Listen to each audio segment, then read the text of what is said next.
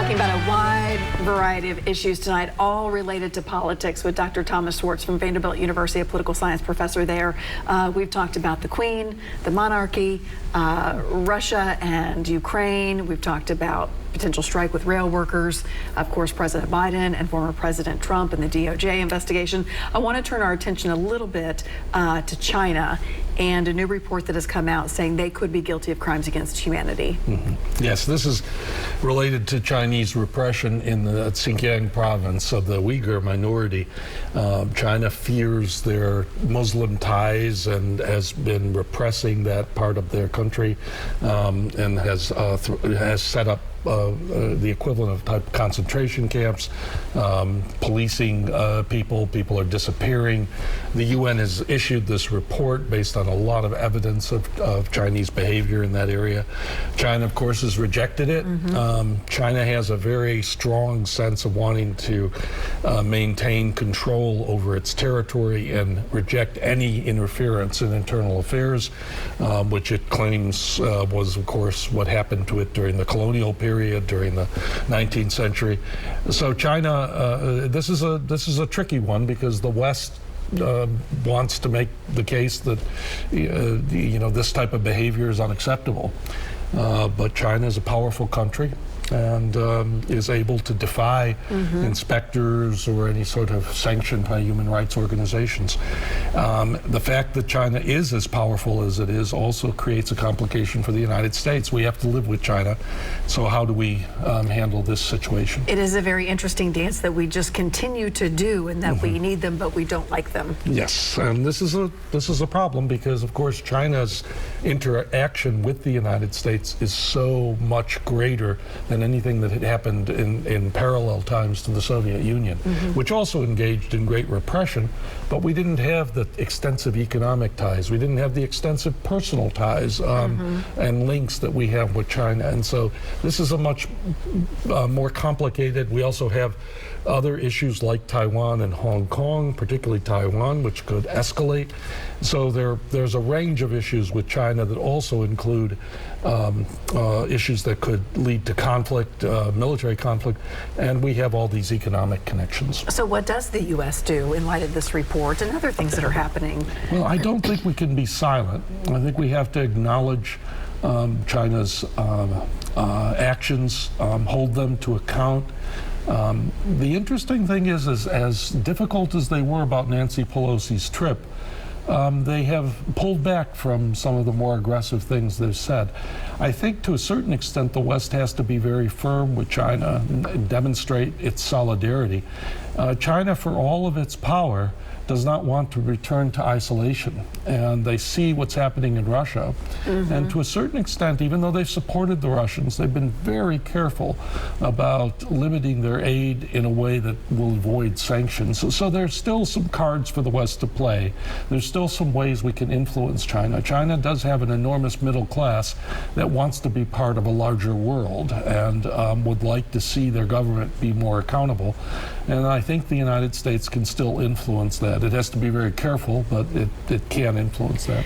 When the Russian-Ukraine war broke out, I think that we had the conversation that it'd be very interesting if Russia was successful, what would it cue for China to do? Yes, yeah, and that's one of the good things here, because I think China has recognized that an invasion of the type that the Russians took is enormously costly.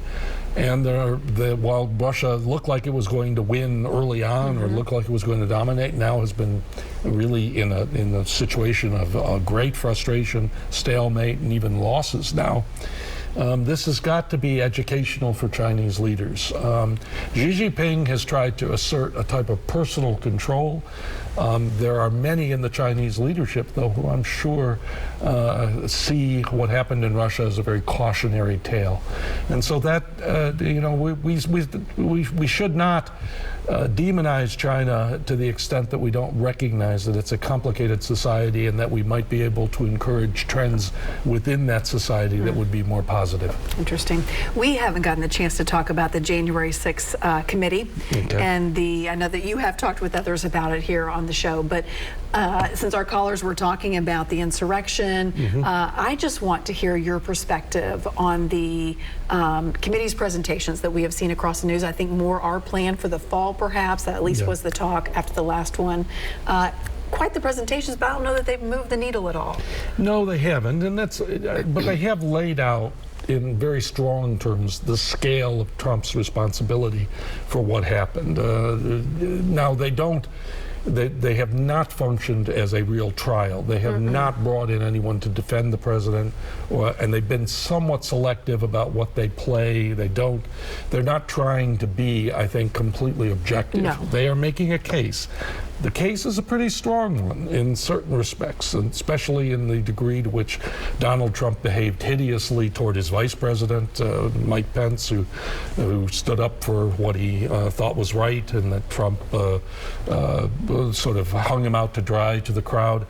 It has not been, certainly the degree to which it has shown Trump at his narcissistic and, I think, arrogant worst, I should say, is certainly there. On the other hand, whether it has demonstrated actual criminal culpability, I don't know. And I think ultimately they have, they haven't moved the needle in the larger realm of politics on the public opinion polls, but they have affected, I think, a lot of Republicans who do recognize how poisonous of the renomination of Trump would be for the party.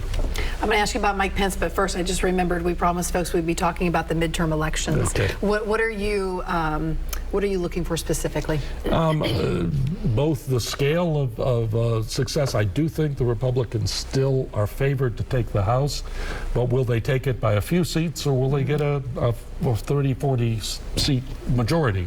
That is, I think, still very questioned, and the polls have shown some fluctuation on that.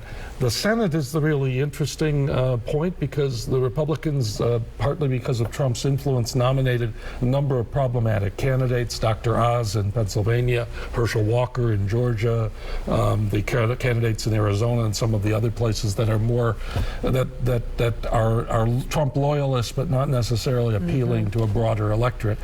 So the Senate is up for grabs, and I think the Senate, a return of the Senate to the Democrats, or if the Democrats have the Senate, would certainly cast the Supreme Court issue to certain, because they would have some rights over judges, and that would certainly perhaps change some issues there.